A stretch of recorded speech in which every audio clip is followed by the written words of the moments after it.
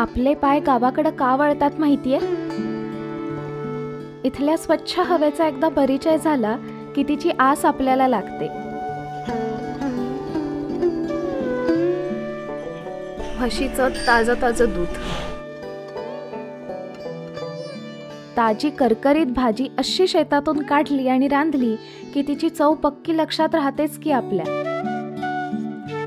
पक्ष्यांच्या कूजनानं दिवसाची सुरुवातच किती सुंदर आणि प्रसन्न होते.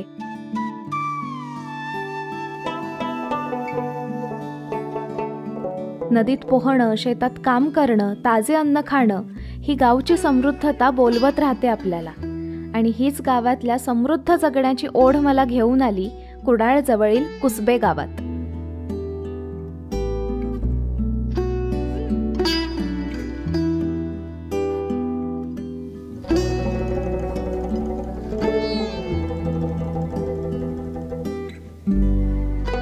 मी आता कुसबे गावामध्ये पोचली आहे आणि इथे कोकणी ॲग्रो टुरिझम म्हणून आहे, तिथं मी राहिली आहे. कोकणी ॲग्रो टुरिझम ही संकल्पना प्रज्ञा आणि ओंकार गावकर यांनी सुरू केली आणि त्याने इन्व्हाइट केलं होतं. बरेच दिवसापासून येणं झालं नाही, तर म्हटलं की आत्ता मस्त वेळ आहे तर येऊया आणि 3 दिवस मस्त एन्जॉय करूयात. तर हे 3 दिवस भन्नाट असणार आहेत. मी आता काय करते, तुम्हाला इथला परिसर दाखवते.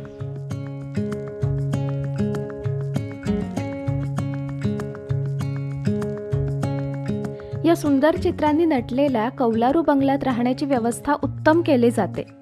वरती असा हॉल आहे, तर इकडे एक आणि इकडे एक अशा 2 बेडरूम्स आहेत आणि ही मास्टर बेडरूम आहे. या बाजूला अटॅच बाथरूम आहे.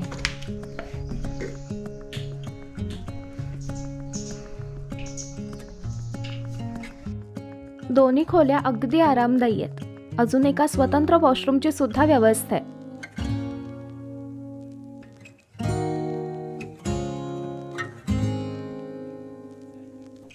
आम्ही वरती आलो आणि शिंजीर पक्षी खिडकीतून येऊन डोकावत होता. आताही तो माझ्या समोरच आहे. इकडे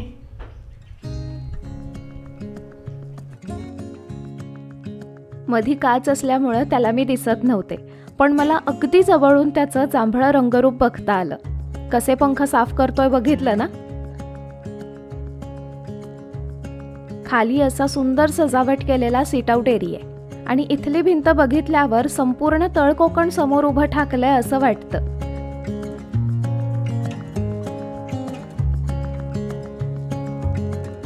गावात दिसणाऱ्या पक्ष्यांची सुंदर सुंदर रंगीत चित्र साकारली आहेत. ही आहे प्रज्ञा आणि हा आहे ओंकार. ही दोघं भावंड खऱ्या अर्थाने कृषी आणि निसर्ग पर्यटनाचा आनंद पर्यटकांना देत आहेत.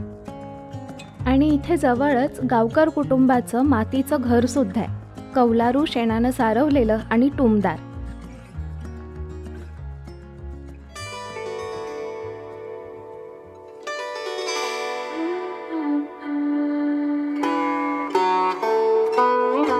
दुपारच्या जेवणासाठी आम्ही इकडे जुन्या घरामध्ये आलो आहोत आणि आल्यावरती कळालं की आज जेवायला रस आणि शिरवाळे आहेत.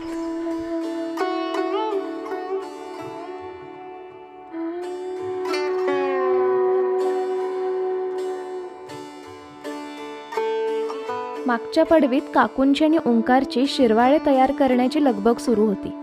चुलीवर मोठ्या भांड्यात तांदळाच्या पिठाचे गोळे उकडले होते. या यंत्राला काय म्हणतात माहितीये तुम्हाला? शेवगा.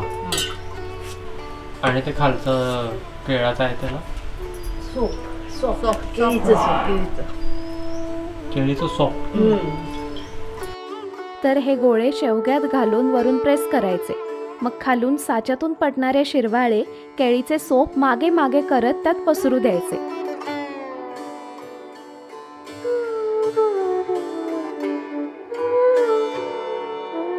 शिरवाळे तयार. दुपारी मग जेवणासाठी बसले. पानात शिरवाळे, त्याच्यासोबत नारळाचा जायफळ गोड वेलची मिश्रित मधुर रस होता आणि घरच्या शेतातली चवळीची उसळही होती. शिरवाळे नारळाच्या रसात बुडवली. खाल्ल्यावर मन अगदी तृप्त होऊन गेलं.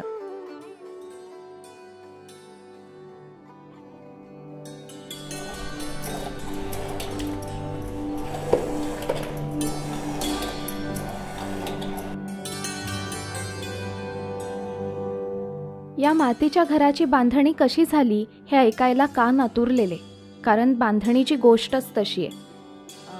सो आत्ता तुझं हे घर बघतेस, त्याच्या आधी इथे छोटं घर होतं मातीचं.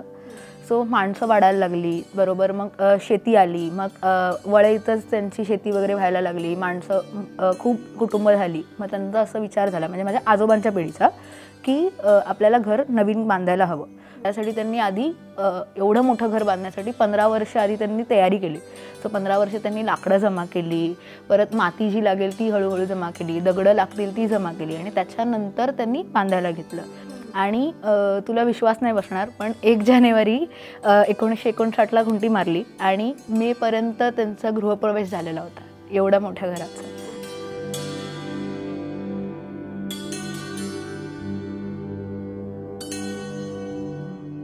आणि हे सगळे खांब सागवानी आहेत. टोटल घराला 168 खांब आहेत. आणि भिंती तर चांगल्या जाडजूड आहेत, 1.5 फुटाच्या तरी आहेतच. तर ही एवढी भिंत आहे, म्हणजे एक जवळजवळ हात इथपर्यंत आहे.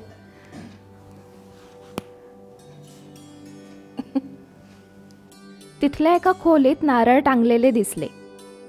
सो इथे वरती सगळे नारळ लावलेत. सो ही आमची साठपाची खोली, ह्याला साठपाची खोली म्हणतात. ह्याच्यामध्ये आम्ही सगळं किचनमधलं सामान, म्हणजे तांदूळ म्हणा, कोकम वगैरे जे जे किचनमध्ये लागतं ते सगळं इथे स्टोअर करतो. सो नारळ आम्ही असे खाली आपण नाही ठेवत, आम्ही असे वरती त्यांना एकात बांधून असं वरती लटकवून ठेवतो. आणि दरवर्षी 45 जणांचं कुटुंब गौरी गणपतीला जमतं आणि उत्साहात गणपती उत्सव साजरा केला जातो. घराच्या भिंती कष्टानेच उभ्या राहतात. भिंतीचे कान कुटुंबाच्या गोष्टी स्वतःमध्ये साठवून ठेवत असतात. घर फक्त भिंतींचं नसतं, तर आपल्या पूर्वजांच्या आठवणीचंही असतं. मस्त जेवण झालं आहे. मी काय करते, थोडीशी रेस्ट घेते आणि संध्याकाळी परत इथे येते. इथे आजूबाजूला ना घराच्या भरपूर शेती आहे. 1 नाही, 2 नाही, 10 नाहीत, चिक्कार भाज्या इथे लावलेल्या आहेत. तर आपण संध्याकाळी या शेतात एक फेरफटका मारूयात मस्त.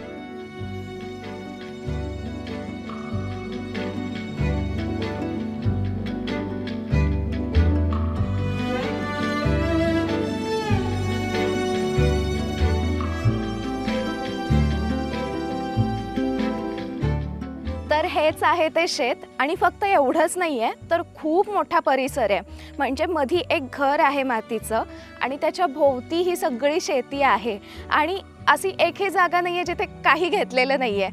तर इथे मला काय दिसतोय, तर घेवडा आहे हा, आणि तिकडे भोपळा लागलाय. बऱ्याच भाज्या इथे लावलेल्या आहेत. मका आता चांगला वाढलाय. पालक, लाल माठ, नवलकोलही आहेत. हा नवलकोल काय? इथं काय म्हणतात त्याला? अलकुल. आमची भाषा अलकुल.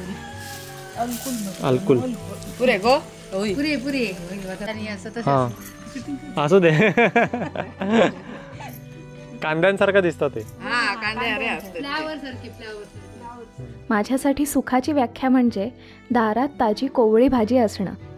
काकूंनी मला वालीची कोवळी शेंग खायला दिली. वाली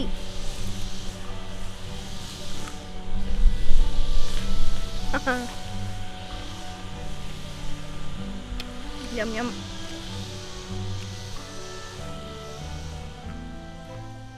भाज्यांसोबतच माड, केळीची झाडं, हळद इथं लावली आहे. भाज्यांचं हिरवगार बेटच तयार झालंय असं दिसतं. मला ज्या कामाची उत्सुकता होती ते काम शेतात सुरू होतं. हळद काढणी सुरू होती. ही हळद त्याच्या खाली आहे कसं समजतं? म्हणजे खाली हळद आहे कसं ओळखतं? कारण मातीचं हे आहे ना, हे आहे ना कापलेलं आहे त्याच्यामुळे हे खणलं खाली हळद.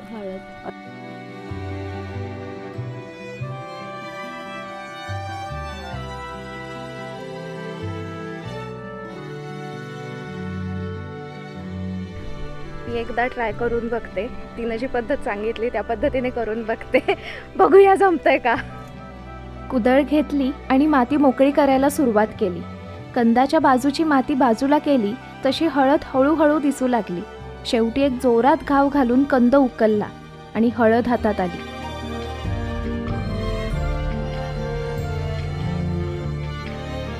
तिच्या भोवतीची माती हाताने काढून टाकली.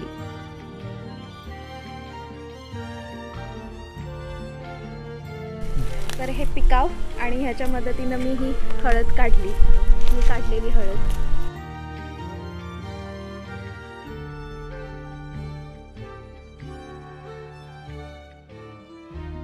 हळद काढली खरी, पण ही लावली कधी जाते, कधी पीक हातात येतं याची उत्सुकता होतीच मला. ही हळद पहिला पाऊस पडतो मिरगाचा, म्हणजे मेच्या एंडिंगला, त्यावेळी लावतो. आता हे 6 महिने लागतात तिला कालावधी. हां, 6 महिने झाल्यानंतर पक्की होतात. आणि याचं काय करता म्हणजे एवढ्या हळदीचं? तर एवढी हळद ही काढायची, वाळवायची, वाफ द्यायची आधी, आणि तिचे तुकडे करायचे, बारीक पीस करायचे आणि हे सुकवायची उन्हात, आणि त्याची पावडर बनवायची. आणि पावडर बनवायला मार्केटला मग लोणच्याची असते ती वेगळी असते, बारीक असते ती बारीक. आणि हिचा कसा पिवळा कलर असतो, तिचा सफेद कलर, व्हाईट कलर असतो. अच्छा. मी ते खाल्लं लोणचं, मला एवढी म्हणजे असं कडवट नाही वाटले, असं उग्र नसतं. ती कमी असते तुरट, म्हणजे कडूपणा थोडा कमी असतो. आणि ब्लॅक कलर पण असते हळद, काळी, ती पण औषधी असते. तर या बाजूला ना इकडे हा जो पाला दिसतोय, तर ती सगळी हळदीची पान आहेत आणि ती सुकलीत, तर ती काढून इथं ठेवली आहेत. आणि हे हळदीचं पान आहे. मला कुतूहल आहे की याला अजूनही तसाच वास येतोय का, मला बघायचं आहे. चुरते, बापरे खूप स्ट्रॉंग वास आहे. हा, मस्त मस्त. हळदीच्या पानात पातोळे, मोदक उकडायला ठेवतात. पानाचा स्वाद उतरला की पदार्थ चविष्ट लागतो. आणि हळद नेहमी मसाल्याच्या डब्यात असते. धार्मिक कार्यक्रमात किती महत्त्वाचं स्थान आहे तिचं. औषधी उपयोग तर आहेतच. या बहुपयोगी हळदीचं शेतातील मूळ रंगरूप आज मला जवळून बघता आलं. उन्हं उतरायला अजून बराच वेळ होता. मग आम्ही ठरवलं की नदीवर पोहायला जाऊया.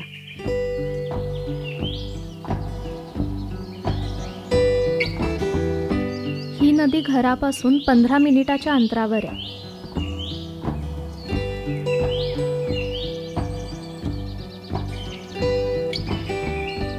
मी आता एका नदीकाठी पोहोचली आहे. ही जी नदी आहे ती कर्ली नदीची उपनदी आहे आणि आता प्रवाह कमी झाला आहे.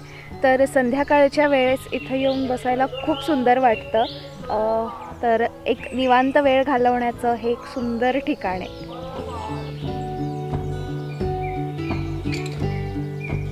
नदीतल्या गोल गुळगुळीत दगडांवरून सावकाश पावलं टाकत नदीत उतरले.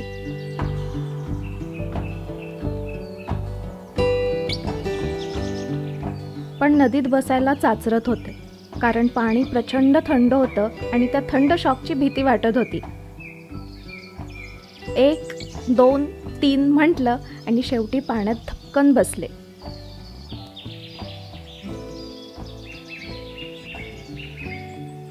नंतर प्रज्ञा आणि ओंकार ही नदीत उतरले आणि धमाल सुरू झाली.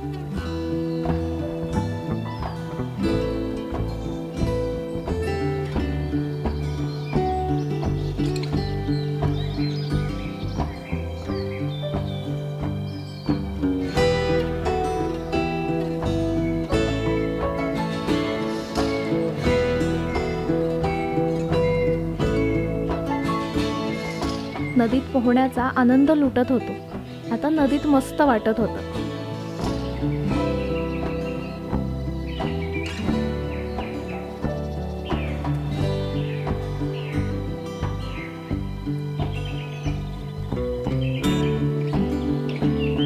नंतर आम्ही फ्लोटिंग करायचं ठरवलं.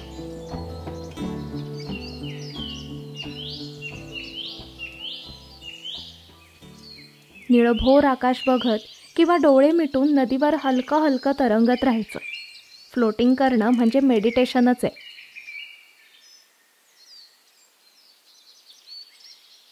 मस्त वेळ गेला इथे आणि आता समोर असा सूर्यास्त होतोय. आम्ही मगाशी नदीतून ॲक्च्युली असा सूर्य खाली येताना बघत होतो. आता हळूहळू खाली जाईल सूर्य पूर्ण.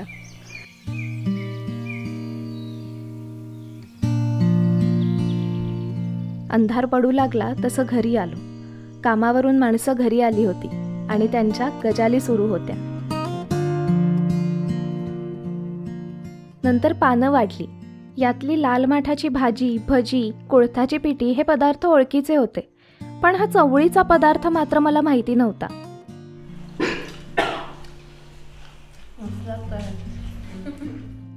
गोड आणि चविष्ट या पदार्थाचं नाव तरी काय? हे चवळीचं कडाण आहे. इकडे ह्याला कडाण म्हणतात चवळीचं.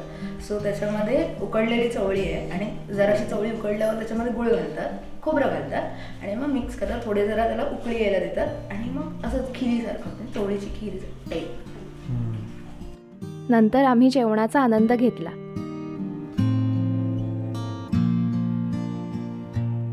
छान जेवण झालं आता आणि यातली सगळ्यात मला आवडलेली गोष्ट म्हणजे कढण, चवळीचं कढण.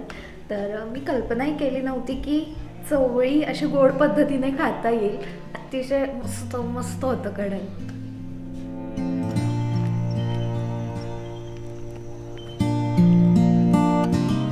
रात्री थंडी वाढली होती, मग मस्त शेकोटी केली आणि दिवसाचा शेवट केला.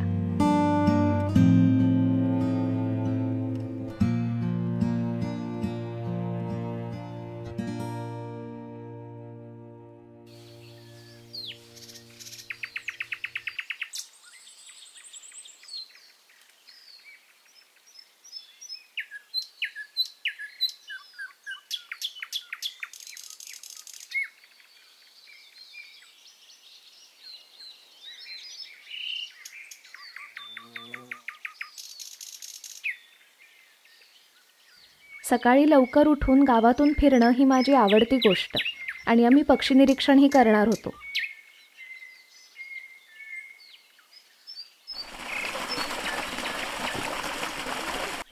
सकाळ झाली आणि मी घराच्या इथे आली आहे आणि इथं आल्यावरती आवाज ऐकू आला पाण्याचा.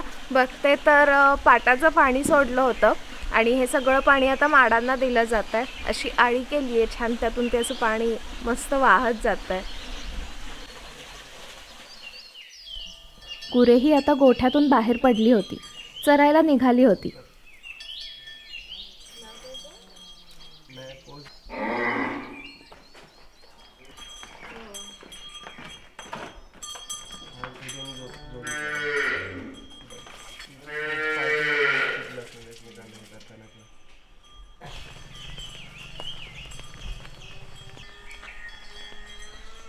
थोडा वेळ आम्ही त्यांच्या सोबत गेलो. नंतर आम्ही शेताकडे मोर्चा वळवला.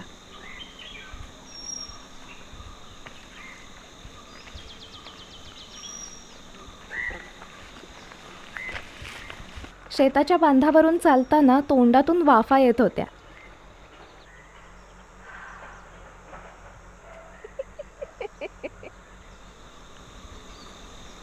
वाटेत मला ओंकारनं गवत हातात दिलं आणि गवताचा वास घ्यायला सांगितला.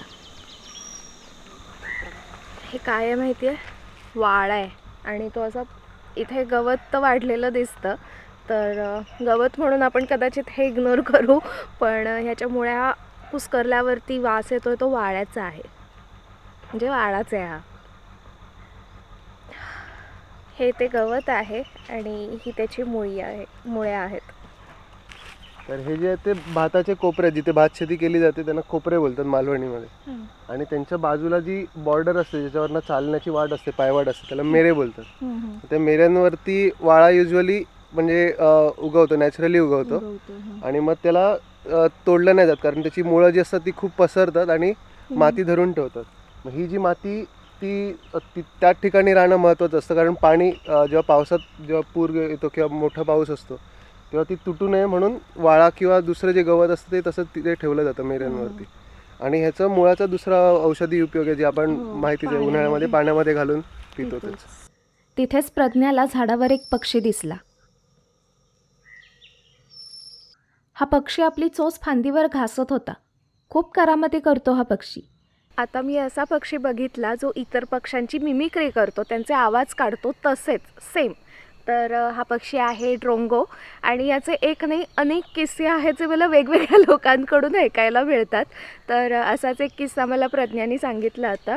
तर ते असेच बर्डिंग ट्रेलला गेले होते आणि त्यांना दुरून ब्लॅक ईगलचा कॉल आला. तर हे सगळे जे बर्डर्स होते ते धावत तिकडे गेले.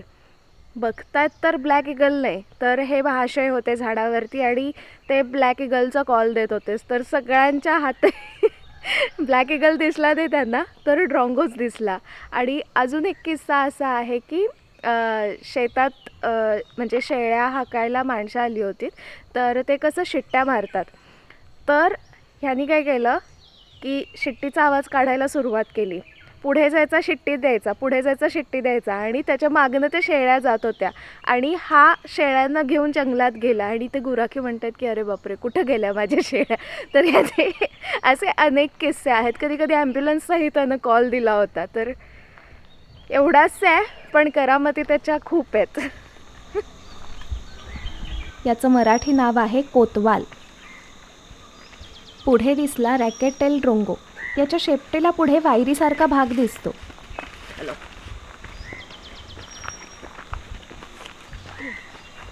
पुढे फांदीच्या बेचकीत एक पोपटी रंगाचा पक्षी पाठमोरा बसला होता.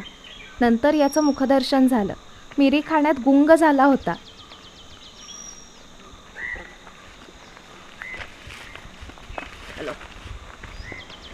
आम्हाला आत्ता ब्राऊन हेडेड बार्बेट दिसला. तर तो मिरीच्या वेलीवरच्या मिरी अशा खात होता चुटूक चुटूक करून. तर मस्त होता. त्याचं मराठी नाव आहे तांबट.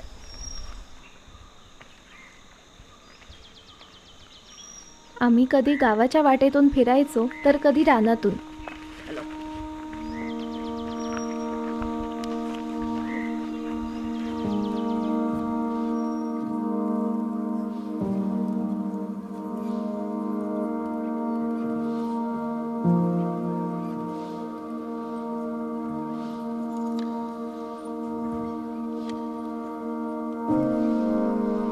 या गावात काही जुनी घरे आहेत. या घराकडे माझं लक्ष वेधलं गेलं.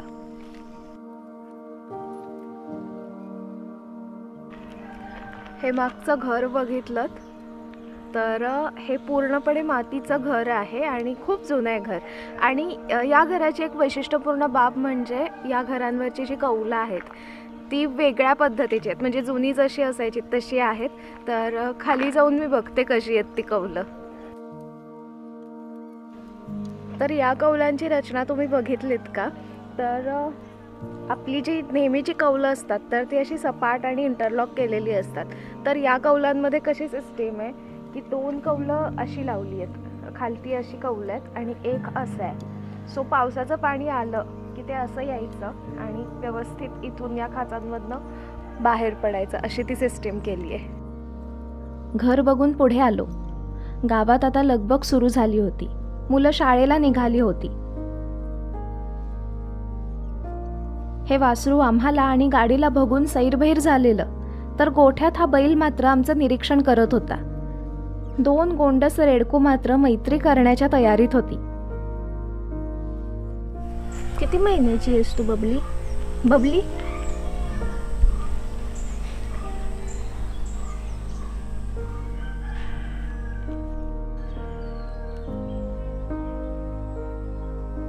हिचा हेअरकट खूप छान आहे. अशी पांढरे पांढरे छान केस आहेत. लाजू नकोस, इकडे. या गोंडस जीवांचा निरोप घेतला आणि नाश्त्यासाठी बांबूच्या बनात जायचं ठरवलं. बर्डिंग करून झाल्यावर आम्ही बांबूच्या बनात आलो आणि इथे आम्ही नाश्ता करत आहोत. आणि नाश्त्याला आहेत पोहे. गरम गरम पोहे प्लेटमध्ये घेतले. त्यावर मस्त तर्री घातली. बांबूच्या या छायेत बसून नाश्ता करायला मजा आली.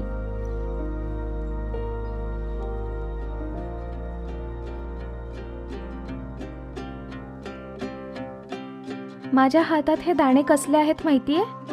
हे आहे सुपर फूड आणि या सुपर फूडची शेती सुरू होती. मी आता उभी आहे कोळथाच्या शेतामध्ये आणि कोळीत काढणी सुरू आहे. तर हे असे कोळथाचे दाणे असतात असे. भात कापणी झाली की हे कुळीथ त्याच शेतात पेरतात. साधारण डिसेंबरमध्ये पेरतात. या शेंगा अशा सुकल्या की काढणी सुरू होते. एकत्र ही रोपं गोळा केली जातात. घराच्या खळ्यात सुकवतात. भरपूर प्रथिनं, फायबर, लोह, कॅल्शियम, अँटीऑक्सिडंट कुळीथमध्ये असतात. पिठी तर खातोच याची, पण कुळथाची भेळ खायला आम्ही संध्याकाळी जाणार होतो.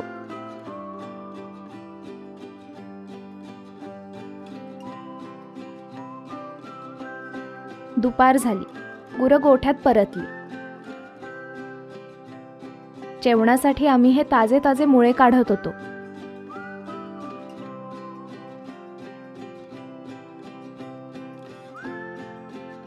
आज आपण मुळ्याची भाजी करणार. म्हणजे घराच्या बाजूला असा परसासारखा आहे, मोठा आहे परस यांचं, तर तिथेच हा मुळा आहे. हा मी काढतीये.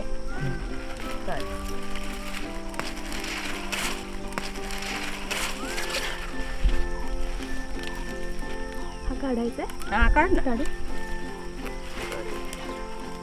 ते मुळ्याची नाही ना. हा ते ताजा ताजा मुळा. ही सगळी भाजी या टोपलीत गोळा केली.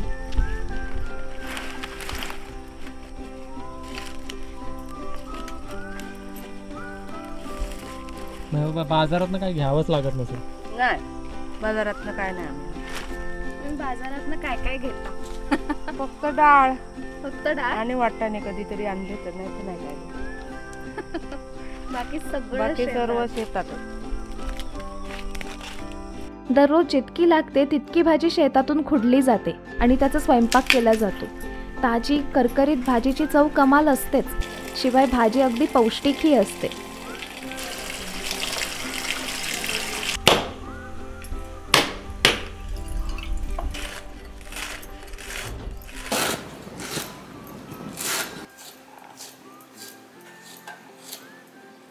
मुळाच्या भाजीची सगळी तयारी झाली.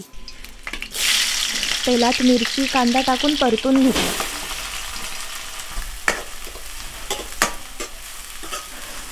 नंतर मुळा घातला. नंतर पाल्यातील पाणी काढून मुळ्याचा पाला घातला.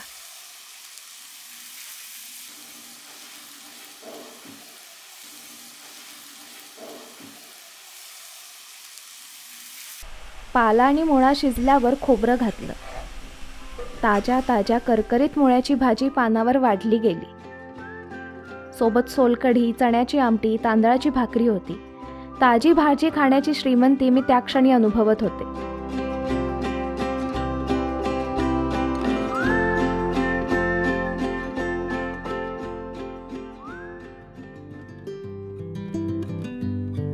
मी कुळथाच्या भेळेविषयी मगाशी म्हटलं होतं ना, ती इथंच आपल्याला मिळणार आहे.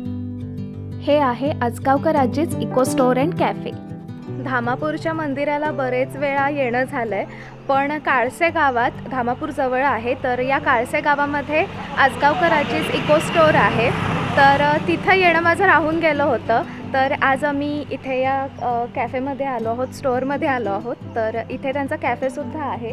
तर बेलफळाचं आईस्क्रीम तुम्ही कधी खाल्लं आहे? मी पण नाही खाल्लेलं, आज पहिल्यांदा मी ट्राय करणार आहे. तर बघूयात ते कसं लागते आणि एकूणच तुम्हाला हे स्टोअरसुद्धा मी दाखवते. या कौलारू घराच्या आणि शेणाने सारवलेल्या अंगणातच हा छोटेखानी कॅफे.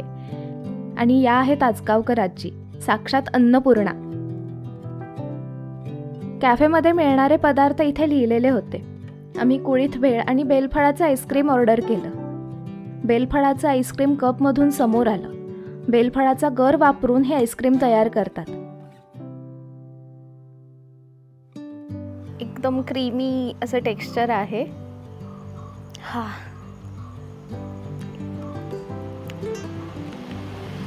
वाव, खूप कमाल आहे, खूप कमाल आहे. बेलफळाचा आंबट गोड स्वाद व्यवस्थित उतरला होता आईस्क्रीममध्ये. त्यानंतर आली कुळथाची भेळ. ही आहे कुळथाची भेळ. एकदम पौष्टिक. यामध्ये उकडलेले कुळीथ, फरसाण, शेव, कांदा, टोमॅटो, चिंचेची चटणी होती. अशी पौष्टिक आणि चविष्ट भेळ खायला नक्की या तुम्ही. आणि हे इको स्टोअर. इथे जास्वंदी कोहळ्यापासून तयार केलेला जाम, काजू, फणसाचे बार, वेगवेगळे मसाले मिळतात. आता मायग्रेशन आणि जे उद्योग येतात त्याच्यातून निसर्गऱ्हास हे दोन गोष्टी मेजरली आपल्याला कोकणाला एफेक्ट करतात. त्याच्यावर सोल्युशन काय आहे की तुम्ही सस्टेनेबल बिझनेसेस चालू करणं. तर आमच्या इथे समंतक संस्थेने प्रयत्न करून इथे जे धामापूर तलाव आहे त्याला वर्ल्ड हेरिटेजचा सन्मान मिळाला आहे. तर पर्यटनाला सेंटर धरून आपण वेगवेगळे उद्योग इथे कोकणामध्ये उभे करू शकतो, ज्याच्यामध्ये इकॉनॉमी पण जनरेट होईल आणि निसर्ग संवर्धन पण होईल. तर अशाच संकल्पनेतून आपल्याकडे बेलफळाचं आईस्क्रीम बनतं, ज्याच्यामध्ये प्रिझर्वेटिव्स नसतात, कुठलेही आर्टिफिशियल फ्लेवर कलर्स नसतात आणि दूध पण आपलं गावातलं म्हैशीचं वापरलं जातं, ज्याच्यातून गावातली इकॉनॉमी वाढते. कुळथाची भेळ, बेलफळाचा आईस्क्रीम खाऊन काही पदार्थांची खरेदी करून आम्ही इको स्टोअरमधून निघालो.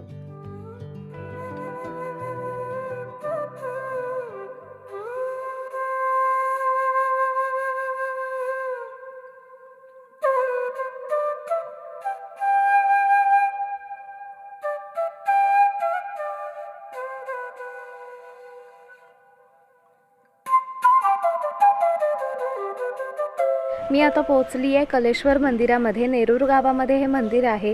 कौलारू, प्रशस्त आणि बसकं छान असं हे मंदिर आहे. मंदिराच्या भोवताली हिरवाई आणि डोंगर रांग आहेत. पाण्याचे कुंड, तलावही बाजूला आहे. अशा वातावरणात कलेचे ईश्वर कलेश्वर रममाण होतीलच की. मंदिरात प्रवेश केला.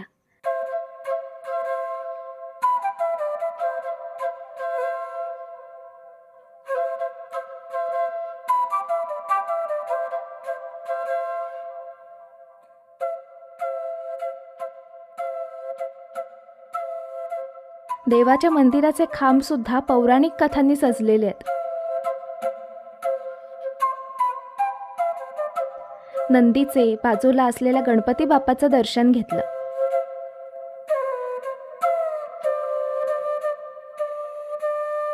गाभाऱ्यातील शिवशंकराची पिंडी पाहून मन अगदी चिंताशून्य होऊन गेलं. मनोभावे दर्शन घेतलं.